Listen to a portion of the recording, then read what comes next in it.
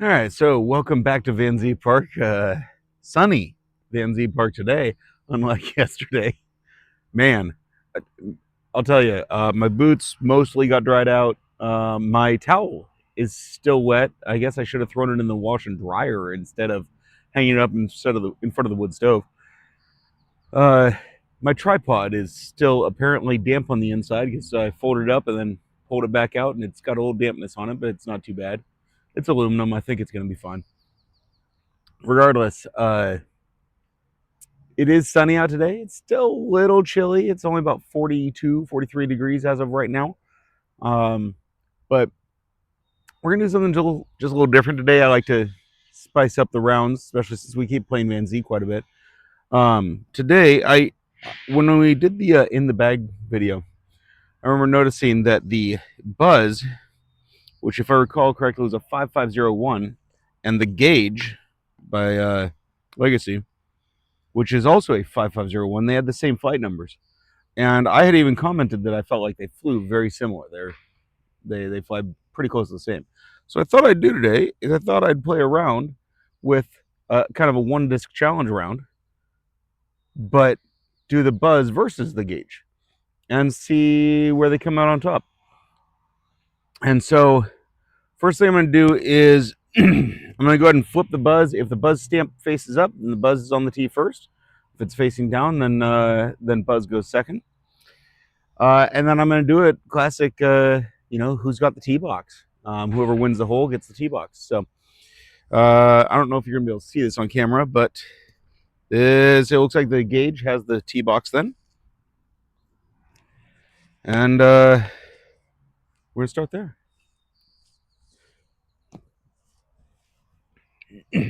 Hole one, up the hill. Oh, that's going to be in the tree. Oh, it actually rolled down almost to the path. That's an interesting spot to be.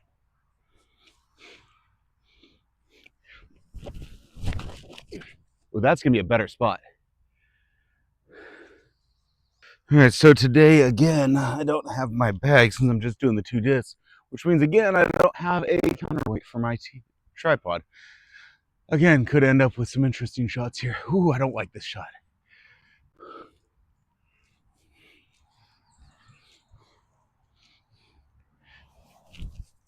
Ooh, that's going to be good, I think.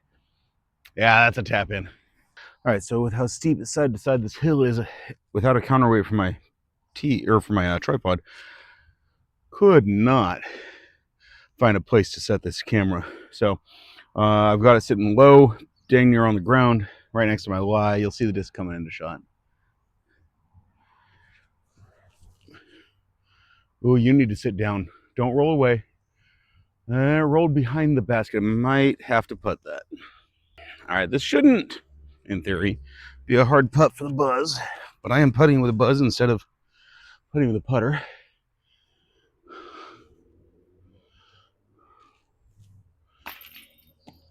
Or not. Luckily, it's tap in at least for the Gauge.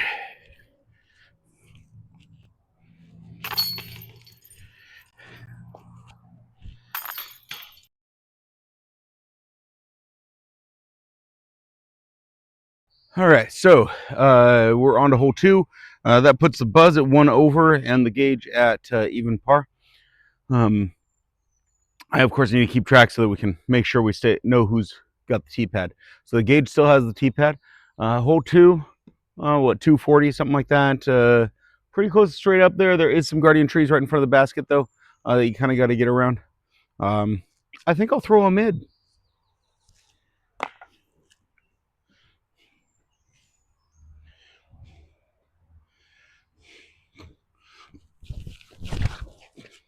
Ooh, that flipped up a little. Uh-oh. That's not a good place to be.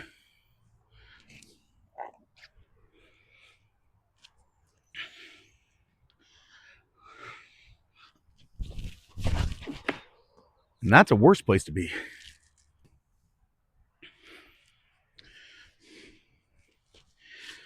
So, of course, I only made it about 50 feet off the tee pad with the Buzzz, and I'm straight behind this tree.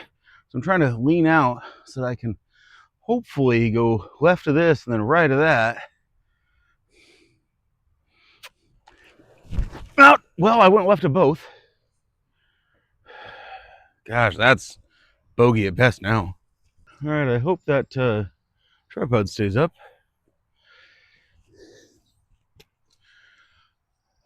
All right, this is just going through a jail of trees. This is very much a hope I make it through. Oh, I think I did. I hit off something. I don't know what though.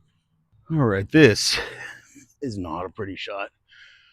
I'm gonna try to go high, cut through some of these trees.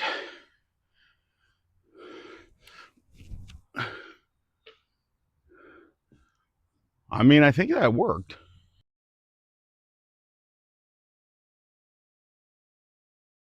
All right, hole 3, 160, pretty much just up the hill. Gage still has the tee. Let's try to make sure that Gage doesn't have the tree.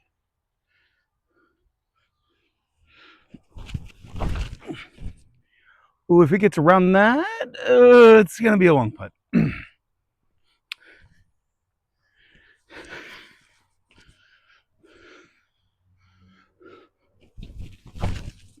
That looks like a good spot to be. That should be a birdie. So I've got 28, 30 feet for the par here, the birdie here with the Gage. I don't actually see the Buzzz offhand, but it should be just right up here.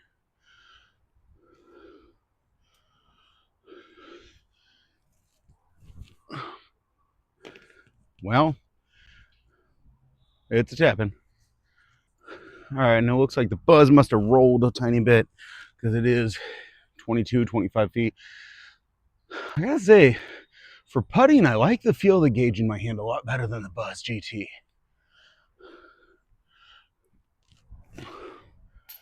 Oh, couple pars.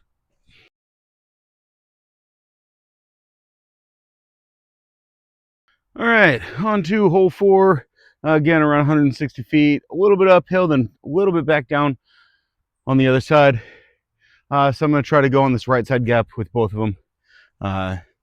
Especially with how straight these things fly, I don't think the forehand route is a good choice. The Gage still has the tee.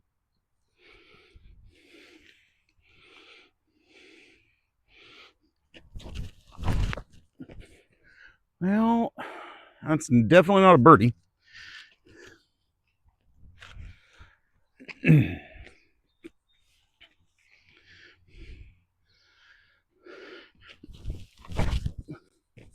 Ooh, now that, oh, nope, that's not a birdie either. All right, you should be able to see that basket right over that little tiny slash pile right in front of me.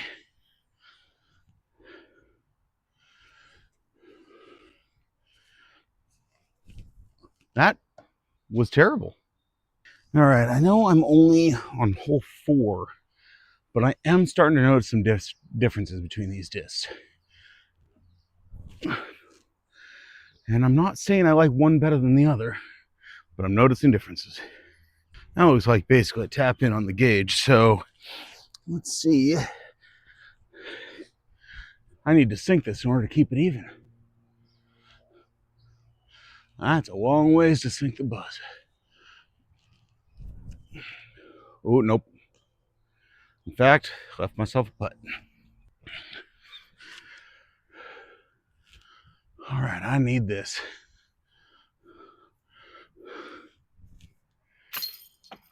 Man.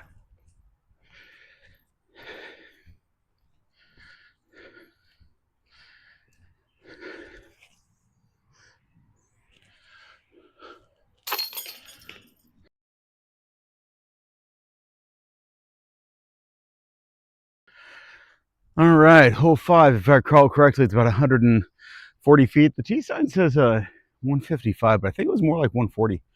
I don't know, I might be wrong. But highs are in there. I usually throw a putter. You know, it's occurred to me, I haven't birdied this hole very much for how short it is and how much it's just a chip shot. I think it's because that canopy of trees is grown in. I remember birdieing this all the time. But I've been playing this course a long time, and I'll bet those branches have gotten a lot thicker over the years. Oh, Gage still has the tee pad.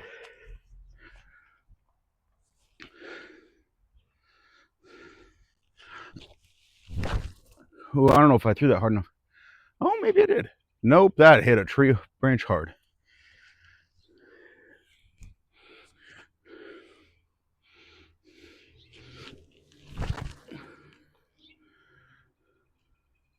Ooh, that definitely got in there. Not sure what I'm going to be left with on a putt, though.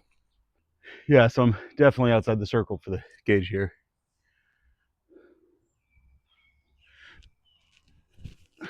Yeah, that's basically just a layup, but it's a tap in now.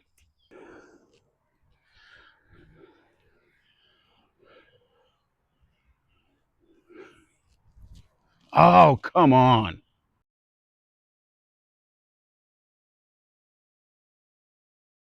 All right, hole 6, uphill 230, 240 feet, something like that. OB on the left, Mando on the right. Gage still has the tee pad. Goal here is to get it up into the flat.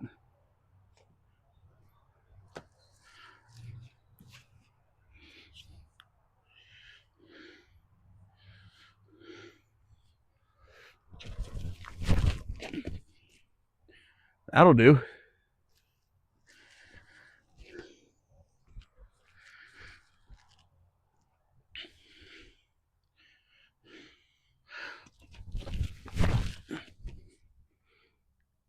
I think that'll do. I don't think I'm getting to the concrete. Well, those two came out pretty dang similar.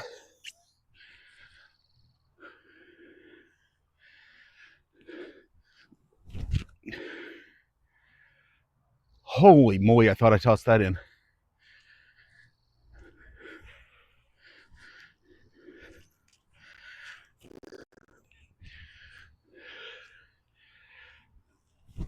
Oh, that's not good. So I'm really honestly not a huge fan of this hole. About a year and a half ago, I was playing this hole, gosh darn it, on the same position. At one point they had the basket up at the very top of the hill, but I haven't seen it move back there in a really long time. I was playing this basket, playing this hole, and coming down the hill, I slipped and basically blew up my knee. I tore the patellar tendon on my left knee. That took me a year to recover from. I don't love this.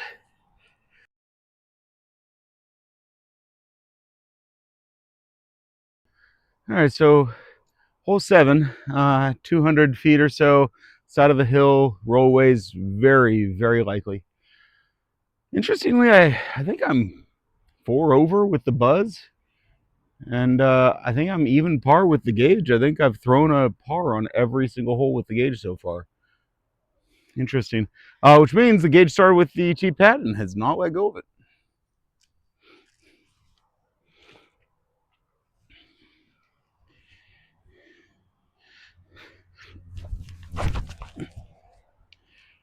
Well, that's going to be another par, hopefully.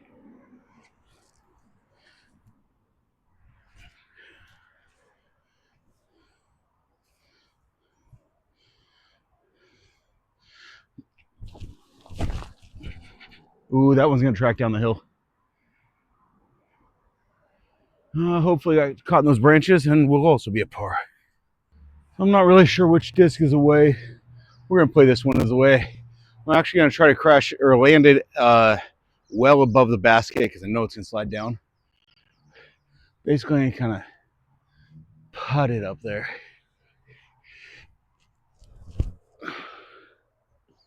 Oh my gosh. It still went past the basket. I thought that was going to roll.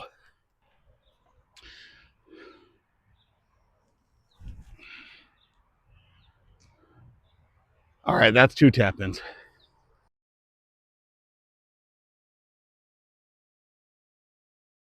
All right, hole 8, water downhill on the right side. Yesterday, I actually, in the rain, overpowered this by throwing a driver, so maybe a mid's the right way to go. I'm actually going to challenge myself. I'm going to try to throw a forehand with both of these. I don't generally forehand either of these discs, but I'm going to try it. See if I can get it to drift in there on the right side. Yeah.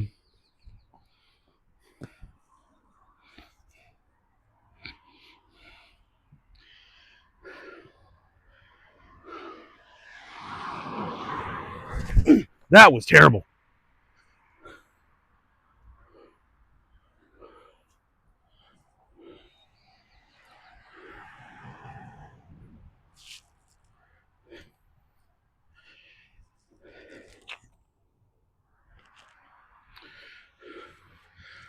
All right, so I'm not even 100% certain where that gauge went. I mean, it's a field down there, so I ought to be able to see it once I get down there, but that was ugly.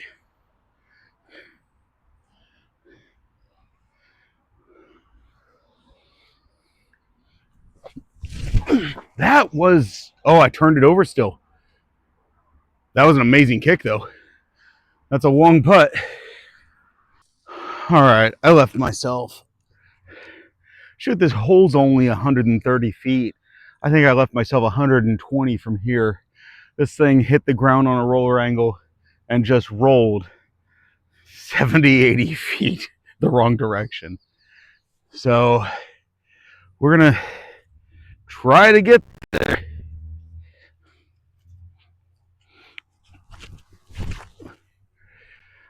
That's going to go into that tree, isn't it?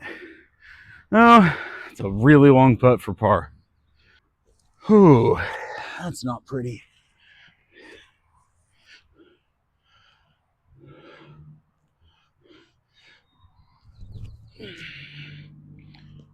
Well, there's the Gage's first bogey.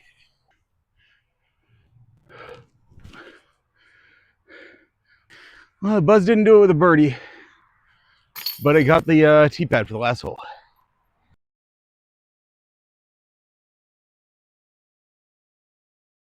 All right, hole 9, 230, 235 up the hill.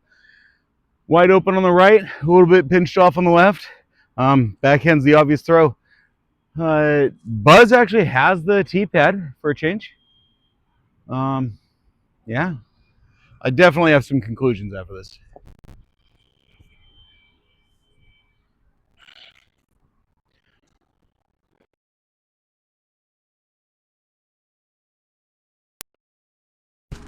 Oh man, that wasn't the greatest throw. I mean, should be able to get up and down for 3, but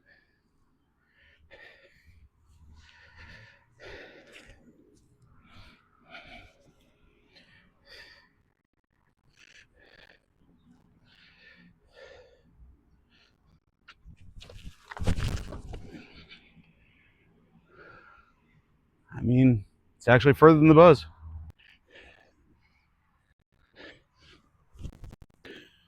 That should do just fine. Yeah, that's tapping.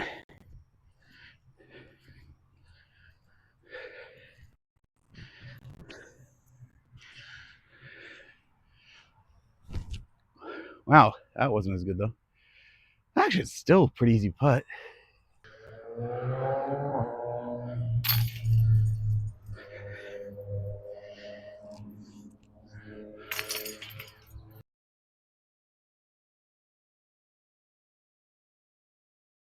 All right, so conclusion time. The Gage definitely won that competition when we're just looking at the straight score. But I did learn a couple things.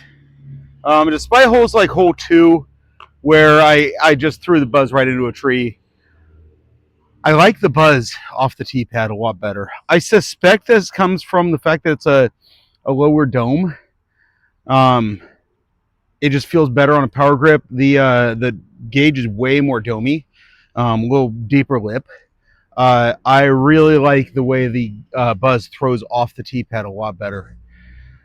That being said, I'm clearly far better at those 50% and under power shots with the Gage. Doing those approaches, which is, I think, really why the Gage won that competition. Was I was just putting myself on those upshots in a much better position where I didn't have to make a big putt in order to sink the hole with the gauge. So I think the upshot game is definitely better with the gauge. But again, I just really liked the way the Buzzz was throwing off my hand a lot better. I was a little more accurate, generally getting a little more distance as well, despite that last hole where I outdrove with the gauge. I think if I'd thrown that same shot with the Buzzz, I would have gone farther. The other thing that I've determined is that the Buzzz GT is a 5501. The Buzzz, the original Buzzz, is a 55-11. So the Buzzz GT has, basically everyone agrees it's a little more overstable. I would assume then that means this gauge actually throws more like the original Buzzz than it does the Buzzz GT. I would say the flight numbers aren't quite accurate. I'd call this a 55-11, because when I got some snap on this, it was definitely turning, and this Buzzz GT was not. So that's the conclusions. Thanks for watching, and I hope you have a wonderful day.